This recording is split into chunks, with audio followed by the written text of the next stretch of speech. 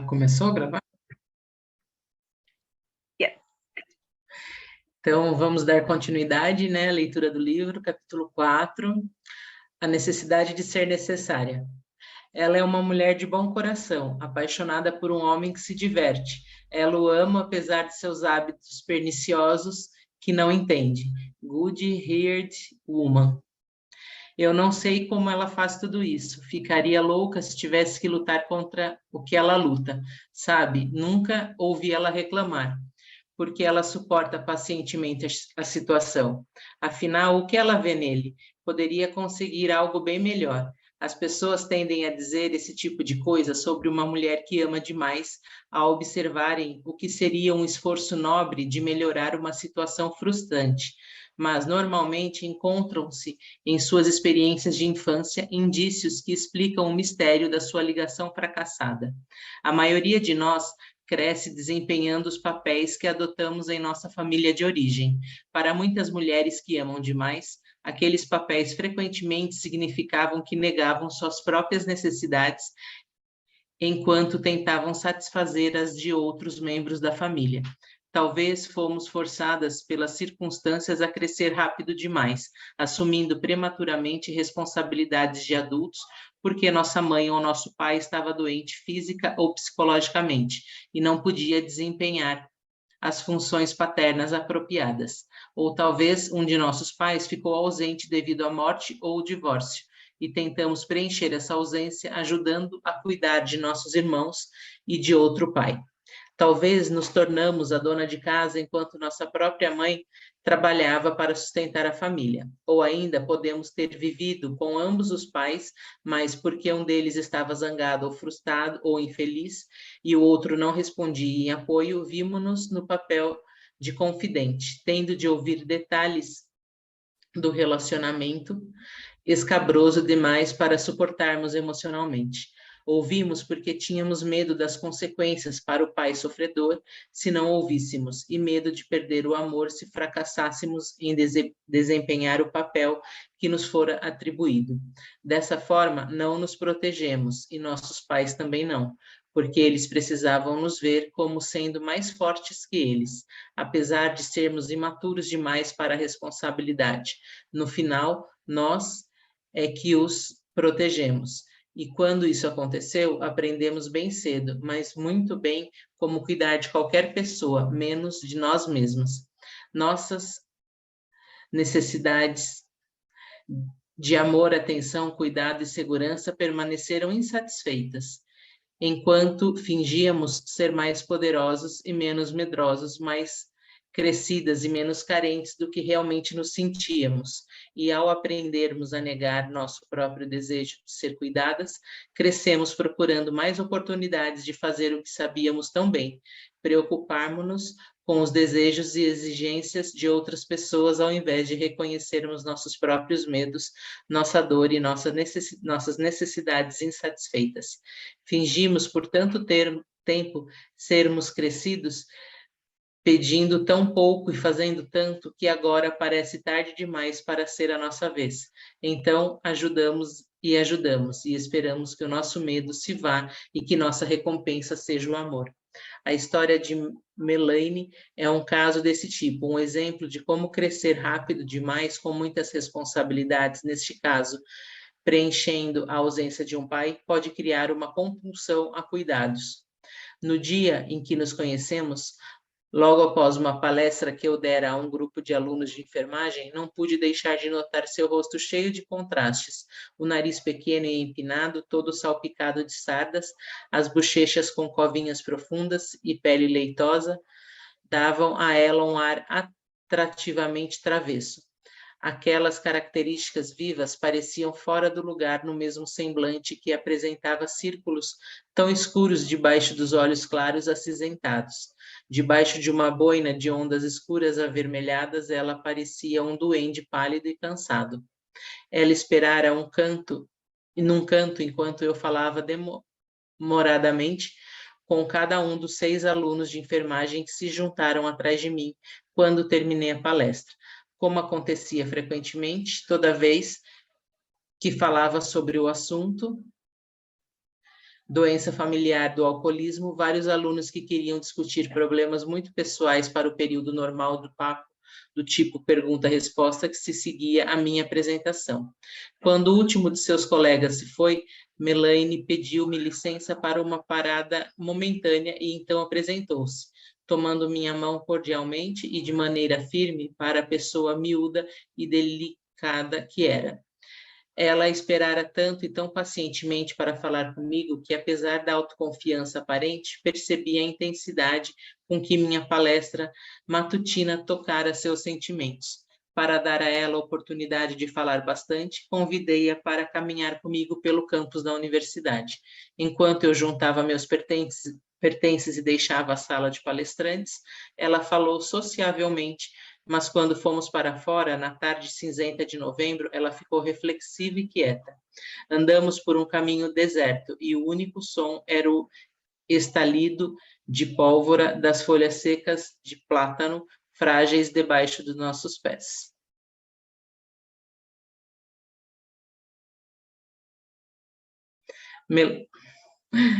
Melaine parou de andar para arrastar os pés sobre um grupo de formas estelares destroçadas, com suas pontas enrolando-se por cima como estrelas do mar secas, deixando exposto o interior pálido. Após alguns instantes, disse meigamente: minha mãe não era alcoólatra, mas da forma como você descreveu hoje a influência dessa doença sobre a família, ela poderia também ter sido alcoólatra. Ela era mentalmente doente, louca realmente. No final, a doença matou. Ela sofria de depressão aguda. Foi para o hospital várias vezes e algumas delas ficou lá por muito tempo. As drogas que utilizavam para curá-la pareciam apenas piorar o seu estado. Ao invés de ser uma mulher louca, viva, ela transformou-se numa mulher louca parada, mas mesmo com as drogas deixando-a zonza, ela finalmente conseguiu fazer uma de suas tentativas de suicídio. Embora procurássemos nunca deixá-la sozinha, naquele dia todos nós tínhamos saído para lugares diferentes. Só por alguns momentos, ela enforcou-se na garagem. Meu pai a encontrou. Melaine meneou a cabeça rapidamente, desfazendo as lembranças obscuras que já se juntavam em sua mente, e continuou.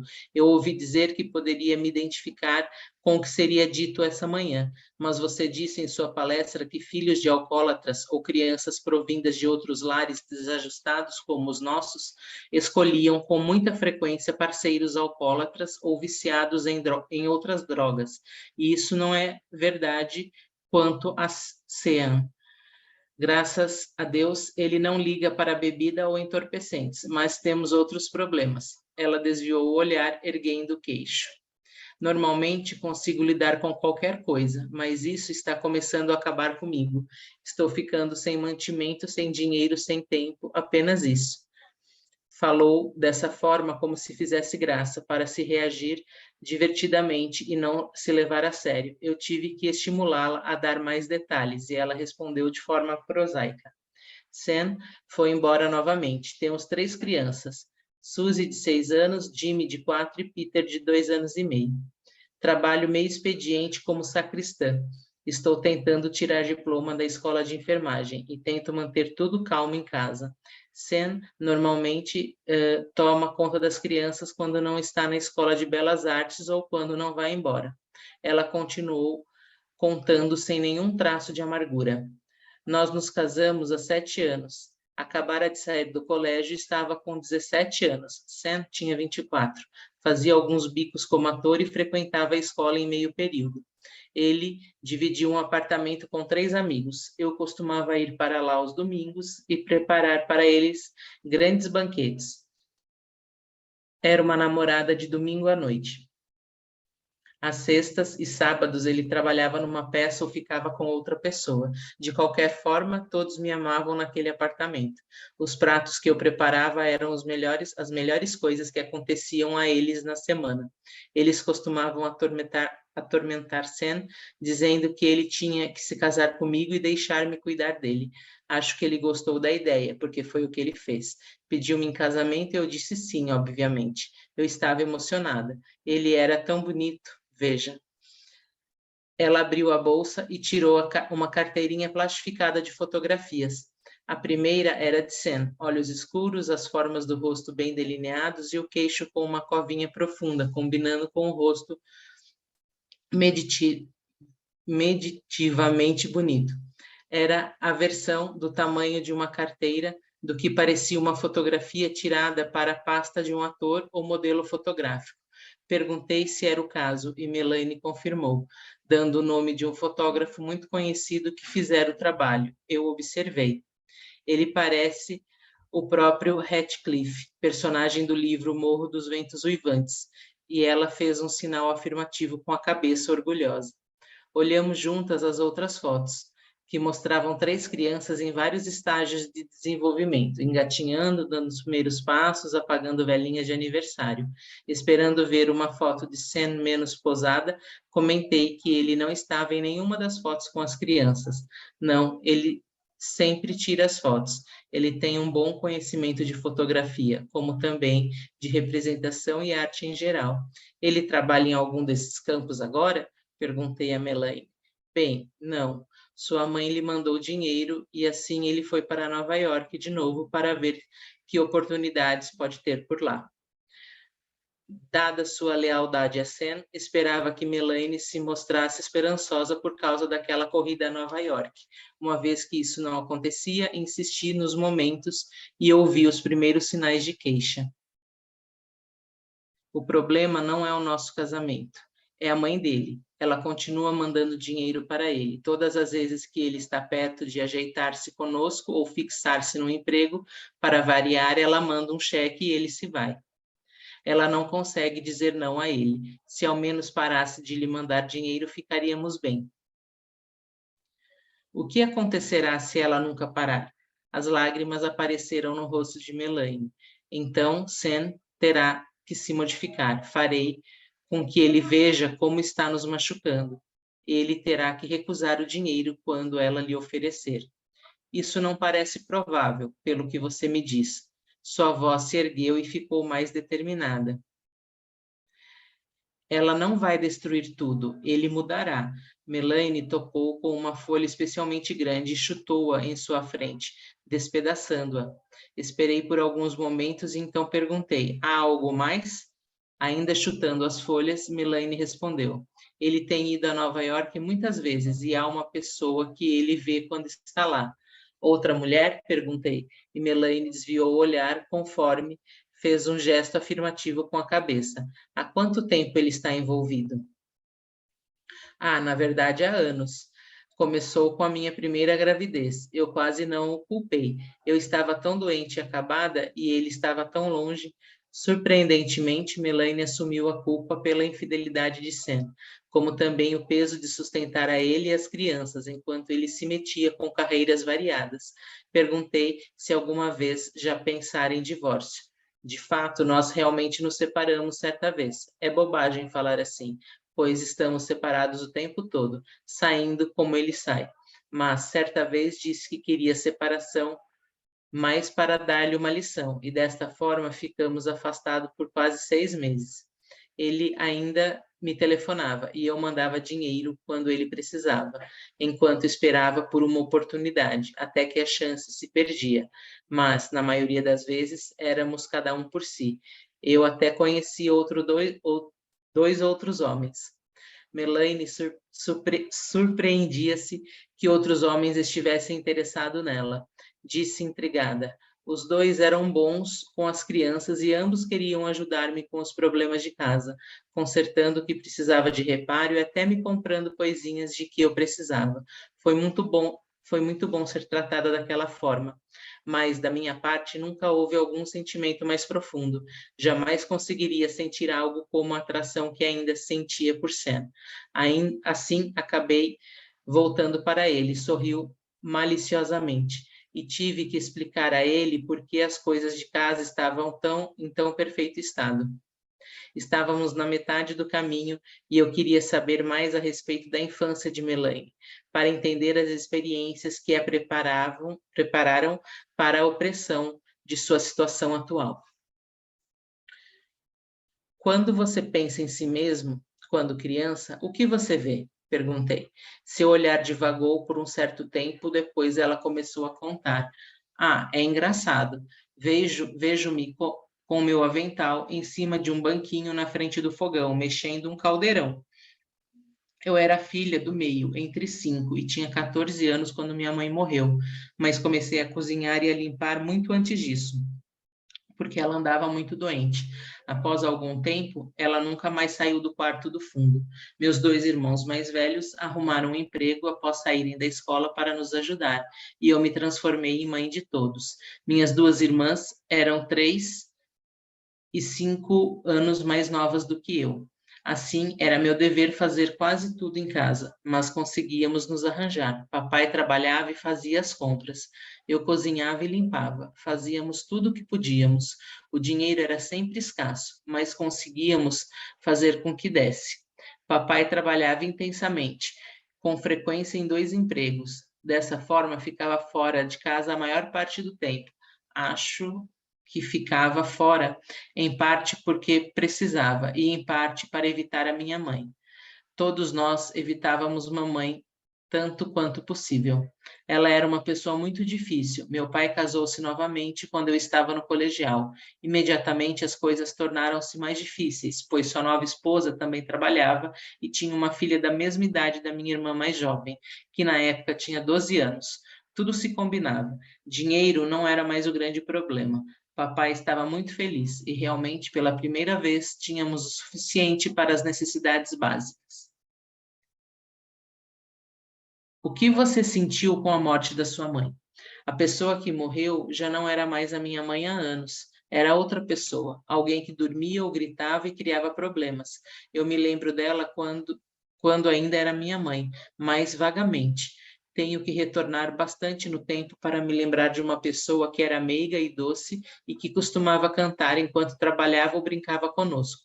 Sabe, ela era irlandesa e cantava canções melancólicas. De qualquer forma, acho que ficamos aliviados quando finalmente ela morreu, mas me senti culpada também, porque achava que talvez eu a tivesse entendido melhor ou me importado mais. Ela não teria ficado tão doente.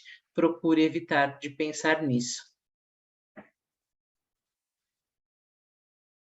Estávamos nos aproximando do local aonde eu me dirigia, e nos poucos momentos que nos restavam, esperava ajudar Melaine a perceber, ao menos vagamente, a origem de seus problemas no presente.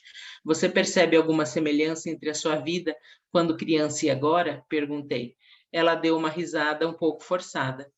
Mais do que nunca, vejo como ainda estou esperando que Sam venha para casa, exatamente como esperava por meu pai quando ele sumia, e percebo que nunca culpo Sam pelo que ele está fazendo, porque misturo em minha cabeça suas saídas de casa com as saídas do meu pai para poder cuidar de todos nós. Sei que são coisas diferentes, e mesmo assim sinto-me igual, como se eu devesse me esforçar para melhorar as coisas. Ela fez uma pausa e prosseguiu. Ah, eu ainda sou a corajosa menina Melaine, não deixando as coisas desabarem, mexendo o caldeirão no fogo, cuidando das crianças. Suas alvas bochechas ficaram rosadas com o choque de percepção. Então, é verdade o que você disse na palestra a respeito de crianças como eu fui? Nós realmente encontramos pessoas com quem podemos desempenhar os mesmos papéis de quando estávamos crescendo.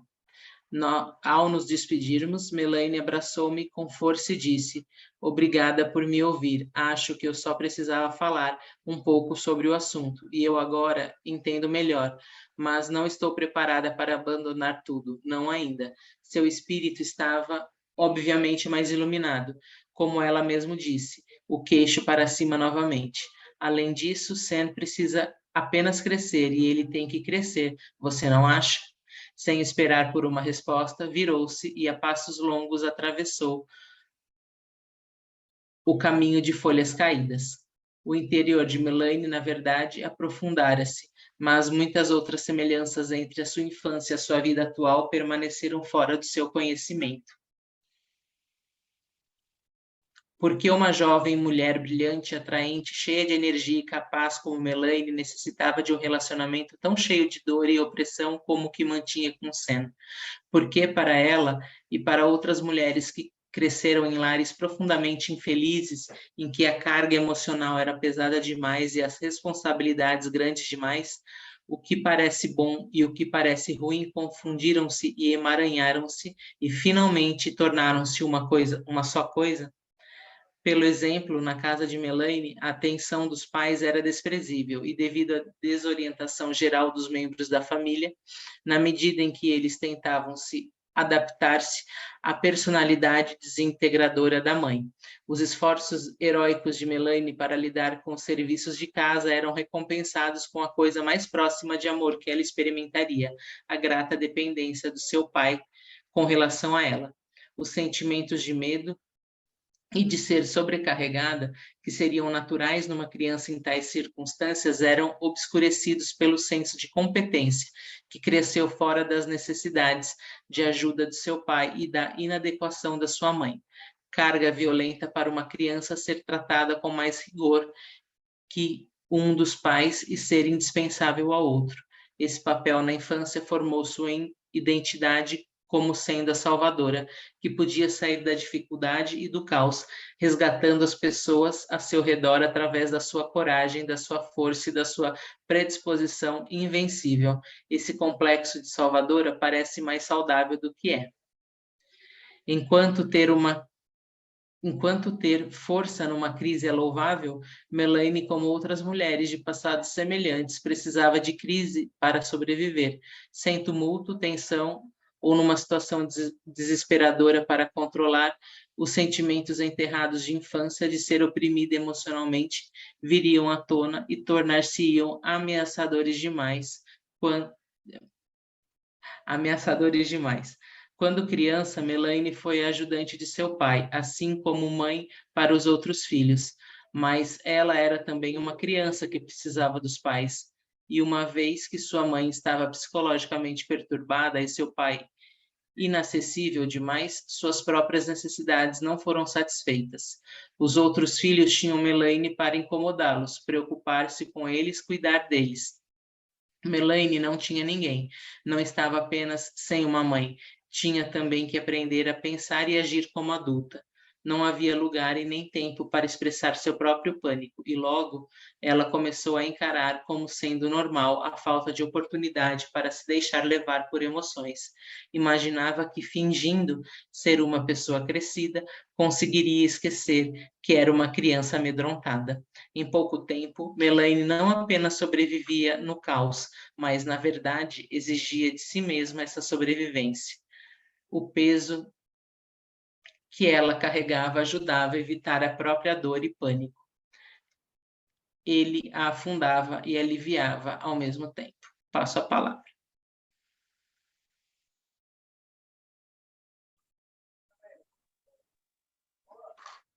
Quer ler, Mari? Oi, tô abrindo aqui. Leio. Onde está? Cadê? Mais que isso. Ah, tá. Mais que isso, o senso de valia que ela desenvolveu foi o resultado de carregar responsabilidades que estavam muito além da sua capacidade como criança. Ela tinha aprovação através do esforço, cuidando dos outros e sacrificando seus próprios desejos e necessidades pelos desejos e necessidades deles.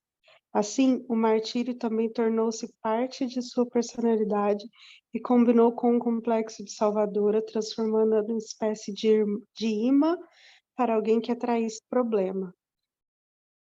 Estão me ouvindo? Ah, tá. Alguém como Sam.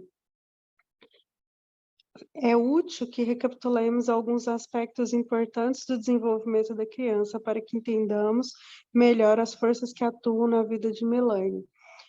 Pois, devido às circunstâncias incomuns da sua infância, o que seriam de uma outra forma sentimentos e reações normais tornaram-se perigosamente exagerados em Melaine. As crianças que crescem numa família estruturada, para crianças que crescem numa família estruturada, é natural alimentar fortes desejos de livrar-se do pai e da mãe para ter um ou outro só para si.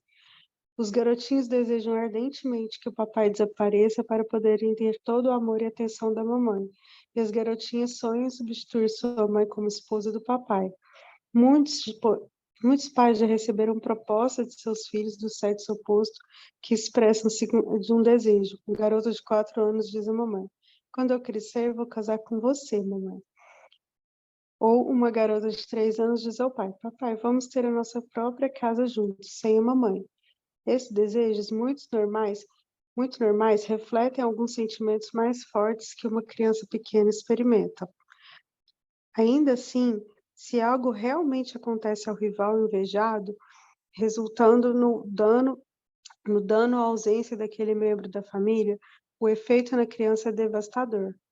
Quando a mãe em uma família perturbada psicologicamente se possui uma doença física crônica, se é viciada em álcool ou em drogas, ou se é ausente física ou emocionalmente por qualquer outro motivo, então a filha, normalmente a mais velha, se há 2 ou mais, é quase invariavelmente eleita para preencher a posição vaga devido à doença ou ausência da mãe.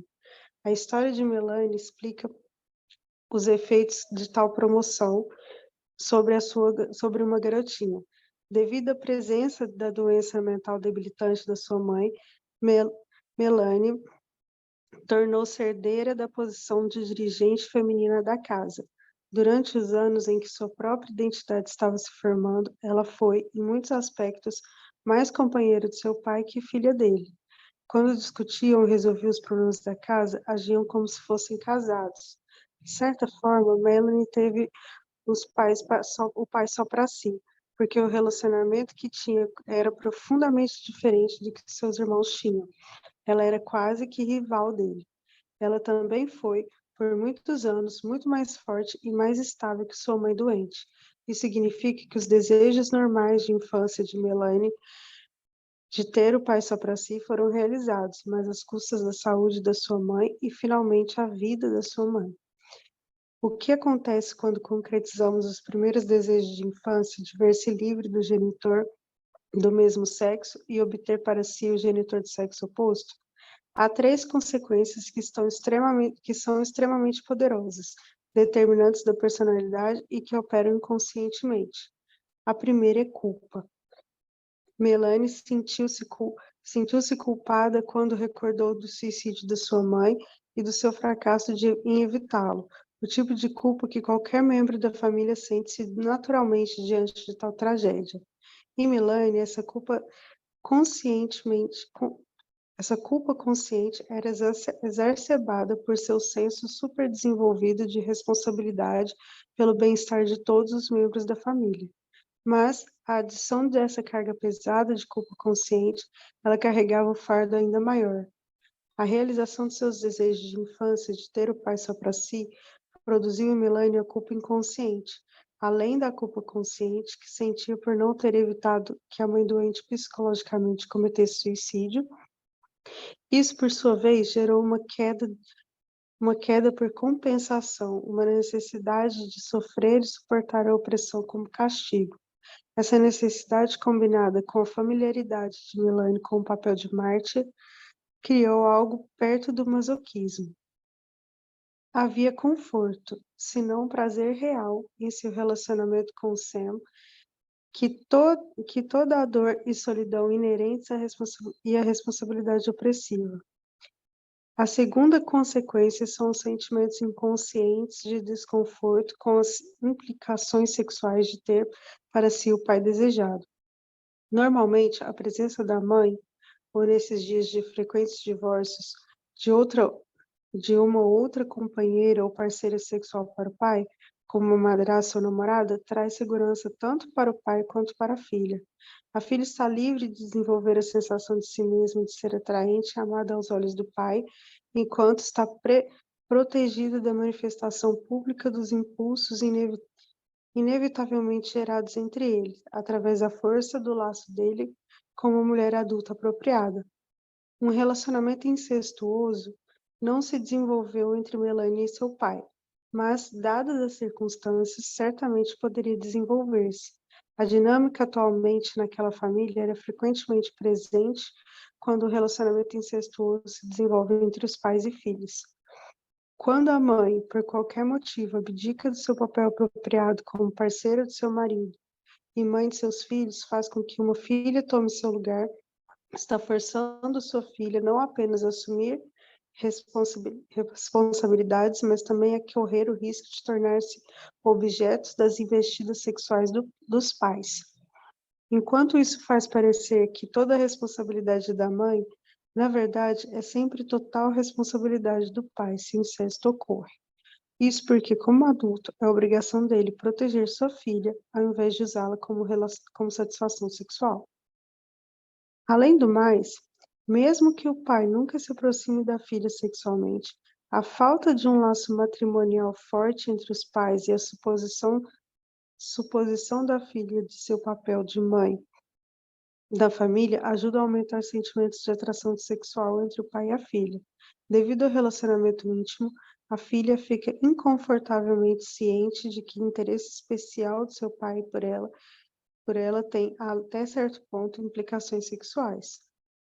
Ou a disponibilidade emocional incomum do pai faz com que a filha direcione para ele seus sentimentos sexuais que estão brotando, mais do que direcionaria sob circunstâncias normais. Num esforço de evitar a violação, mesmo em pensamento do poderoso tabu do incesto, ela pode se insensibilizar a grande parte de seus sentimentos sexuais ou todos eles. A decisão de fazer isso é novamente inconsciente, uma defesa contra o impulso mais ameaçador de todos, a atração sexual por um dos pais, porque a decisão inconsciente não é facilmente examinada e modificada. O resultado é uma jovem mulher que possivelmente se sentirá desconfortável com qualquer sentimento sexual por causa da violação inconsciente do tabu relacionado a esse sentimento. Quando isso acontece, o cuidado excessivo possivelmente será a única expressão segura de amor.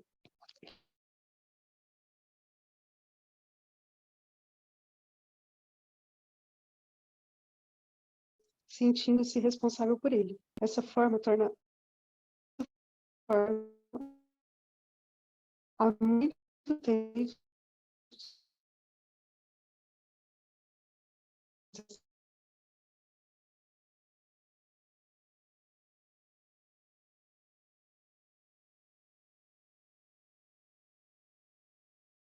em grande parte ao aparecimento de Sam e seus colegas, para quem ela desempenhava muitas das mesmas funções que desempenhara previamente em casa. Se aquela situação não se transformasse em casamento entre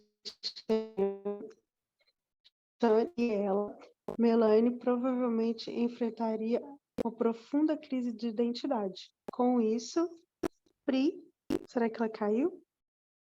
Ah, com isso tem que subir aqui.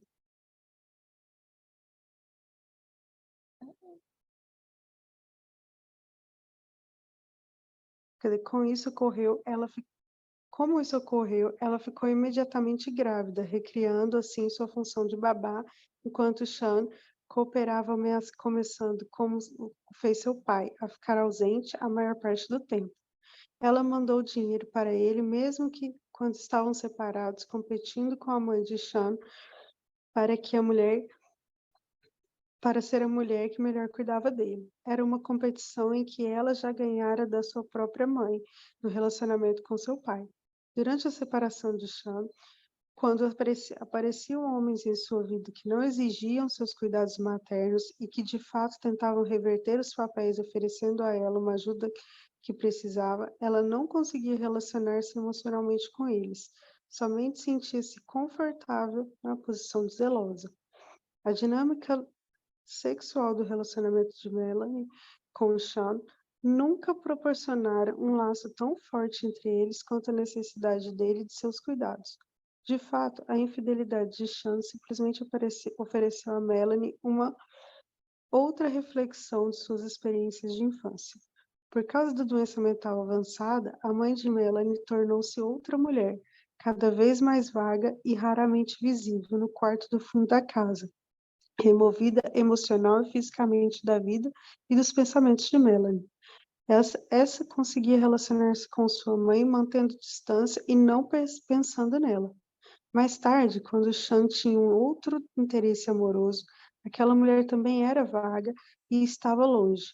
Não era tida como uma ameaça real, mas como uma parceira de certa forma assexuada. Vale lembrar que o comportamento de Sean havia tido precedentes. Antes de casarem-se, o padrão de vida estabelecido era de procurar a companhia de outras mulheres, enquanto permitia que Melanie cuidasse de seus interesses mais práticos e menos românticos. Melanie sabia daquilo e, mesmo assim, casou-se com ele. Após o casamento, ela iniciou uma campanha para mudá-lo através da força de vontade do seu amor. O que nos leva à terceira consequência da realização de Melanie dos desejos e fantasias de infância, sua crença da própria onipotência. Crianças normalmente acreditam em si próprias, em seus pensamentos e em seus desejos como sendo magicamente poderosos, a ponto de causar todos os acontecimentos significativos da sua vida. Comumente, no entanto, embora uma garotinha deseje apaixonadamente ser a parceira de seu pai, a realidade lhe ensina que ela não pode. Dessa forma ou não, ela finalmente aceita o fato de que a parceira é a mãe. É uma grande lição de vida, a de que ela nem sempre pode concretizar através de sua força de vontade o que mais quer. Na verdade, essa lição colabora bastante para desfazer a crença de sua própria onipotência a desejar reconhecer as limitações do seu desejo pessoal. No caso da jovem Melanie, entretanto, aquele forte desejo tornou-se realidade. Ela realmente substituiu a mãe por muitos anos, aparentemente por meio das forças mágicas dos seus desejos e vontade, e teve o pai só para si. Então, como uma crença destemida na sua força de vontade de concretizar o que desejava, ela era atraída por outras situações difíceis e psicologicamente carregadas, que também tentavam mudar magicamente. Os desafios que ela mais tarde enfrentou submissamente, munida somente da sua força de vontade, um marido irresponsável, imaturo e infiel, o peso de educar 3 crianças realmente sozinha, problemas sérios de dinheiro. Oi. Não. Peraí. Peraí só um pouquinho, Pri.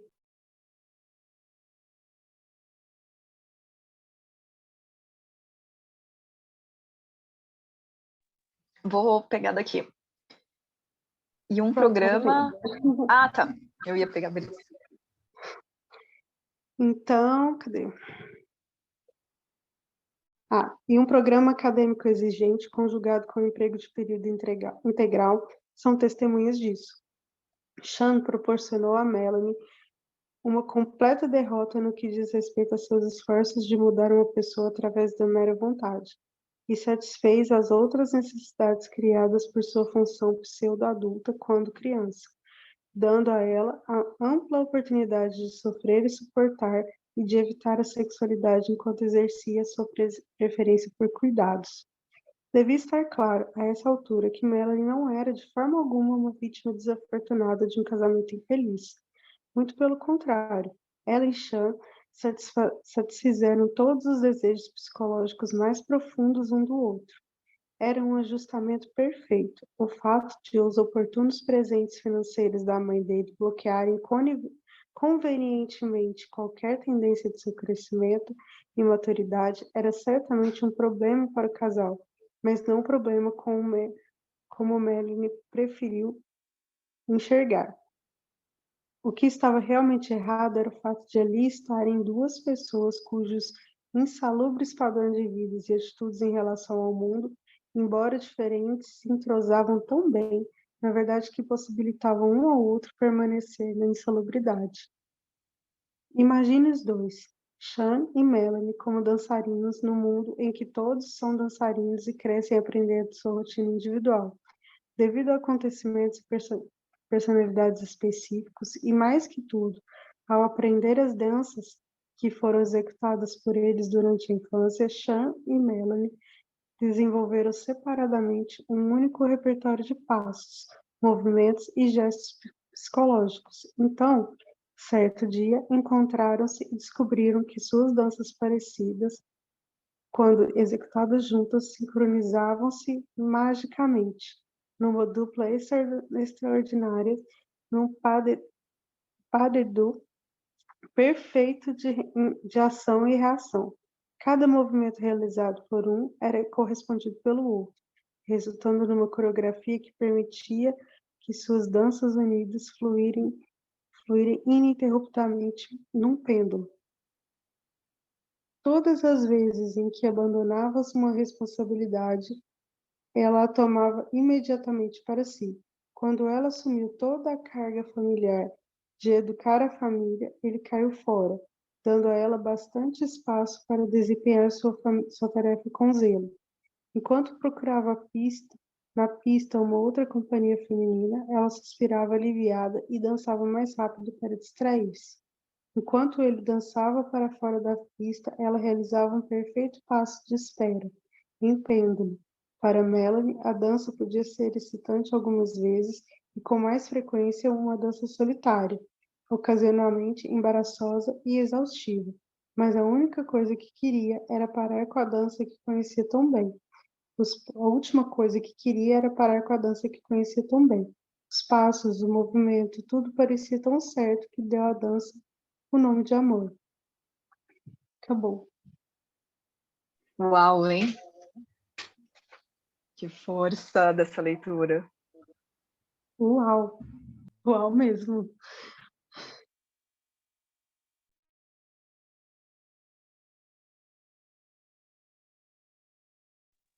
Eu sinto assim que essa dinâmica, né? Igual ali ela traz, não existe culpado dentro das relações.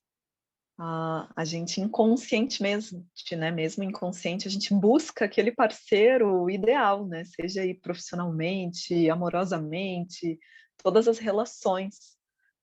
Não existe, igual a constelação traz, né? Não existe vítima e algoz. É um processo bem delicado, às vezes, da gente tomar essa responsabilidade para a nossa vida, porque a gente sempre está procurando alguém que venha nos salvar, né? A gente sempre está procurando alguém, algo assim, que venha com a solução, ou alguém que vai escutar e vai dizer, ai, tadinha de você, coitadinho dele. Então, porque isso foi ensinado. E isso faz com que a gente não se move, né? A gente fique parado ali, preso em situações conflitantes, intermináveis, né? Quantas vezes a gente entra num lugar de reclamar de algo do que está acontecendo, mas a ação, a gente não quer acreditar naquela ação a mover, né? Porque precisa coragem, precisa primeiro se responsabilizar daquilo tudo.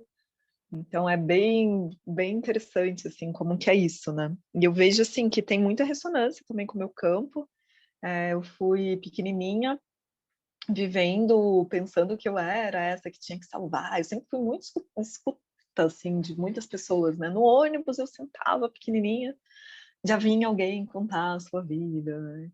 Então, nem sei se eu realmente queria ser terapeuta ou tudo isso me fez acreditar que eu já era terapeuta e aí sim eu quis ser terapeuta, porque eu desde pequena falava que eu queria ser terapeuta. Então, agora lendo aí, vocês lendo que eu fiquei pensando, será que quem veio antes, né? Tipo aquela história do ovo e da galinha ali. Tipo, quem veio antes? A ideia e a noção de eu querer trazer isso ou me ensinaram que eu já era isso, né? Também interessante. E o quanto também isso foi a cura de eu me libertar desse lugar, né? De ter que ser boa samaritana para o outro e poder me responsabilizar pelas minhas ações, né?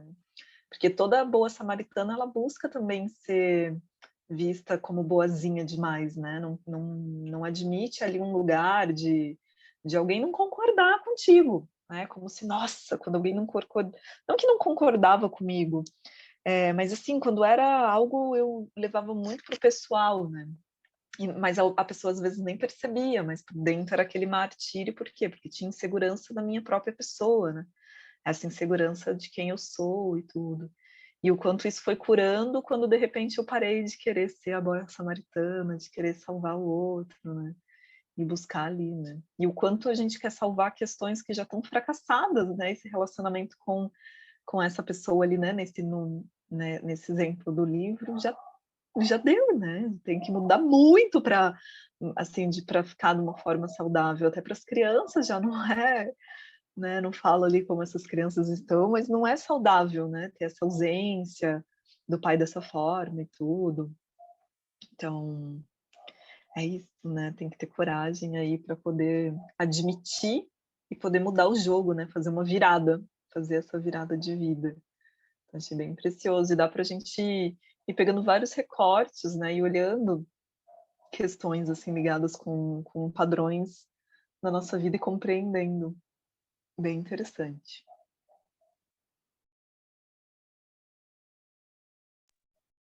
Eu me reconheci ali também em vários aspectos, né? Desde criança mesmo e até, tipo, alguns anos atrás, né? Então, tipo, que tinha que mostrar, tipo, que era corajosa, que tinha força, que tinha capacidade. Falei, nossa, essa sou eu todinha aí, né? E sempre foi assim mesmo, desde criança até há uns 10 anos atrás, né? Mas é incrível, porque como isso fica no seu inconsciente, né? E você vai fazendo sem ter noção nenhuma, né? De que você está fazendo e como isso, tipo, e às vezes você acha que está certo, né? E é uma forma também de você se proteger, né? Porque você vai colocando aquelas couraças assim, e daí você não deixa também que ninguém chegue perto. É uma coisa muito louca tudo isso, né? E é muito interessante, né? E você vê, hoje eu escolhi começar lendo, né?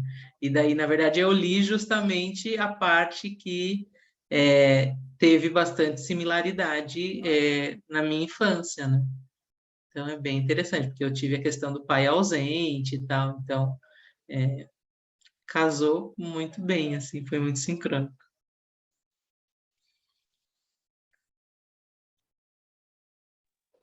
Eu ainda tô.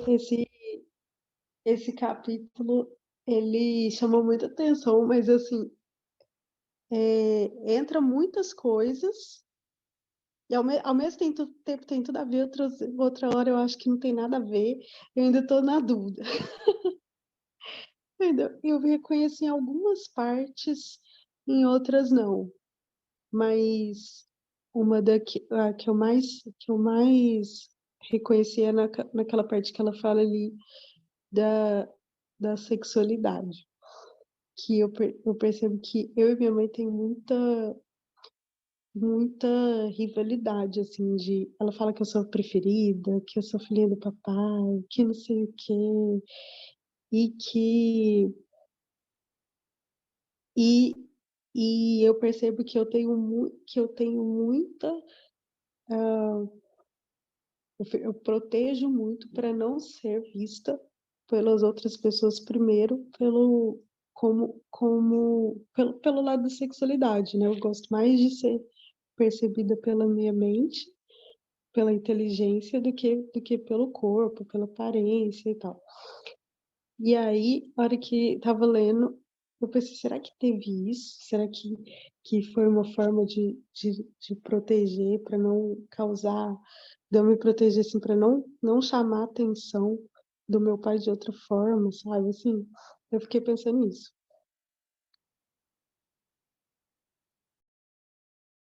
É bem interessante, porque isso é uma coisa que não é muito falado, mas que acontece, né? Que é aquela síndrome do complexo de Édipo, né?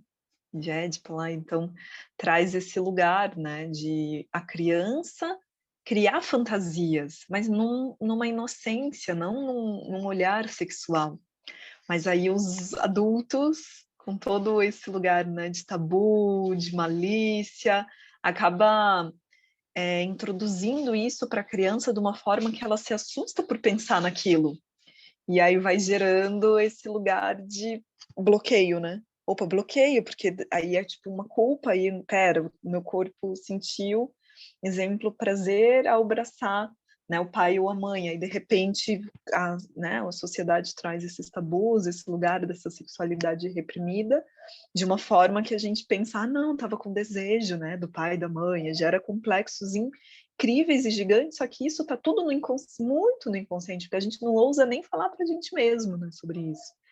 Então tem muitas memórias assim, né, e às vezes até a própria mãe fica ali numa desconfiança, mesmo que não fale, gera, né, esses desconfortos. Então é um lugar, eu acho que dentro de nós, assim, muito guardado, há milhares de chaves, que para a gente ter uma consciência plena de tudo isso, tem que ir vasculhando, né? Ir abrindo, e abrindo, e abrindo, e curando. Enquanto estava nessas leituras, né, eu sinto, assim, muito de algumas frases.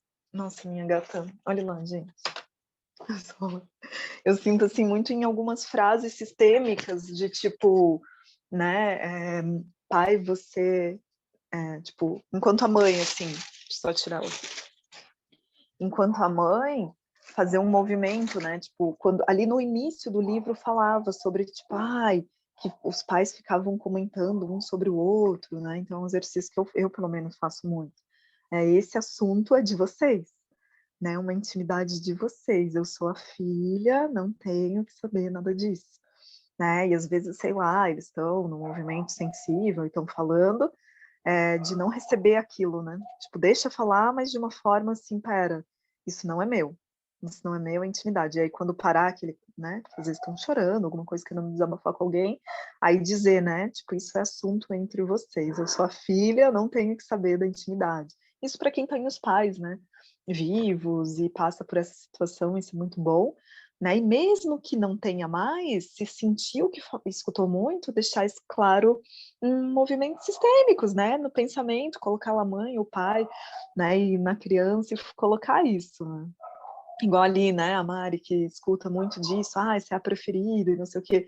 É uma inveja, uma competição entre mãe e filha, né? Muito desse sistema, dessa matrix, né? Então depurar isso também para, tipo, mãe, não tem disputa entre o meu lugar e o seu, porque são lugares diferentes. Você é a esposa e eu sou a filha. Eu sou a filha dele, não sou a esposa. Você é a esposa e não é a filha, porque às vezes pode ter inversão, né? Desse papel, e essa inversão não que está tendo um ato sexual em si, mas inversão nesse lugar sistêmico. Então, frases assim pode ir auxiliando a depurar, né? Limpar esses ambientes, assim, né? E também, assim, em algum momento, quando criança, sentiu, né, esse prazer e tudo, colocar nessa natureza, né? De, tipo, a minha criança naturalmente sentiu algo, mas não tinha compreensão do que estava sentindo, né? Eu liberto de toda a culpa, de todo o medo, né? E eu sinto amor, né? Como pai, filha, mãe, filha, né? Nesses lugares. Sinto que pode ajudar bastante a gente nesses processos. Eu lembro que eu era bem grossa, né? Quando vinha falar alguma coisa assim, o que eu tenho a ver com isso? Problema seu. Era bem desse jeito, eu ainda sou bem assim, né? Não quero saber. Porque daí já evitava, né? Já evitava. Porque não é assunto nosso, né? Essa intimidade deles. Isso que por isso que terapeutas não têm, né, como ser terapeutas dos pais, assim, inversão de papel. Verdade. Possível. Bem interessante.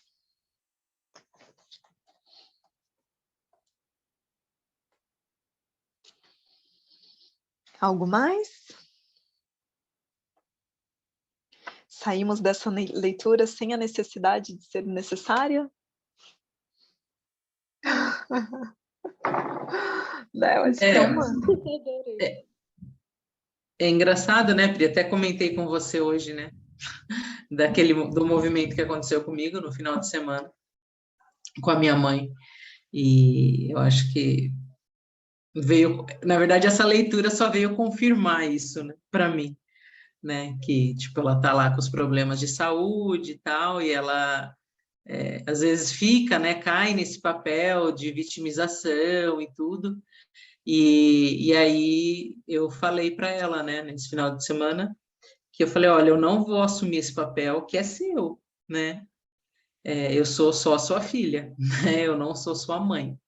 Então, assim, você tem ainda essa capacidade de perceber o que que você pode escolher, de decidir e arcar com as responsabilidades, né?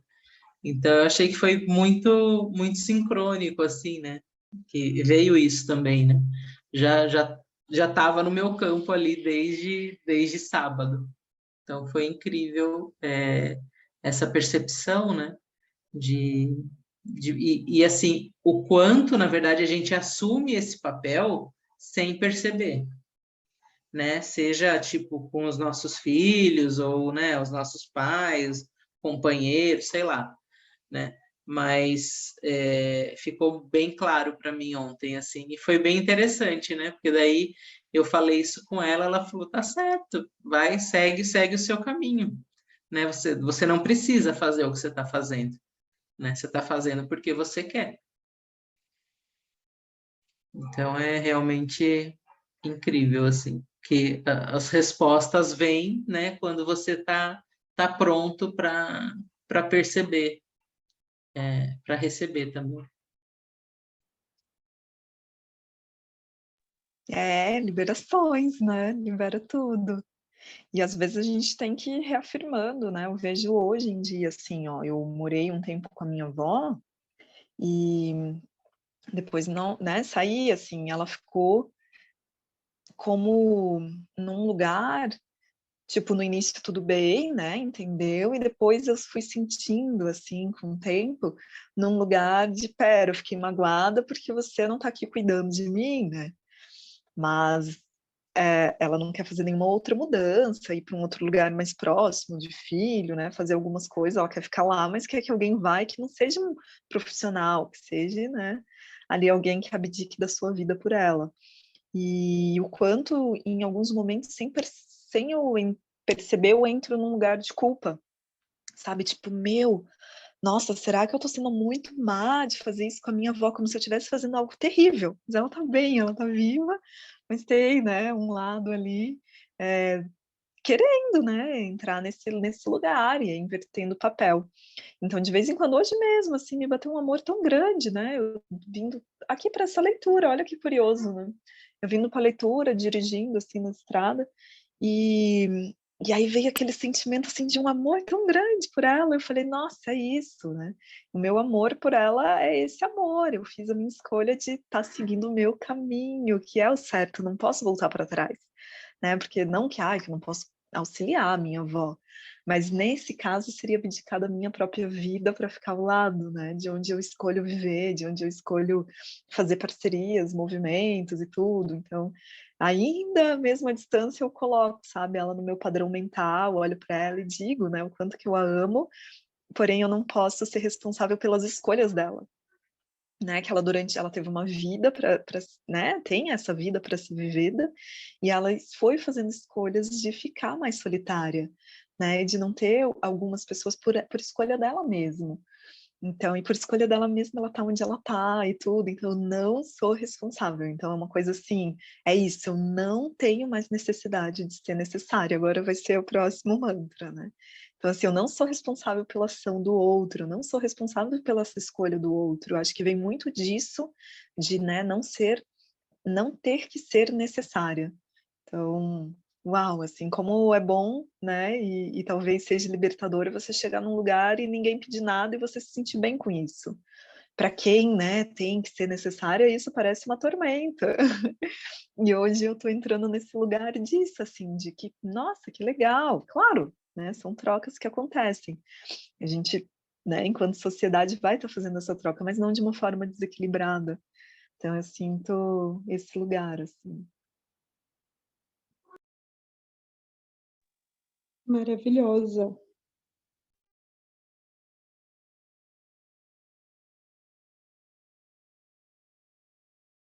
Oi, não entendi. Eu falei maravilhosa.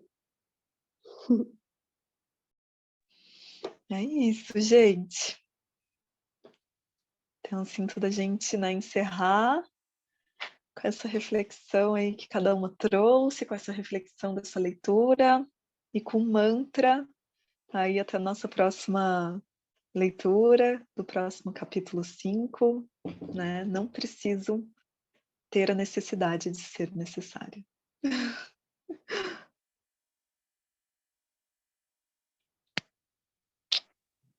Tchau. Beijos. Beijos. Beijos. Tchau, tchau.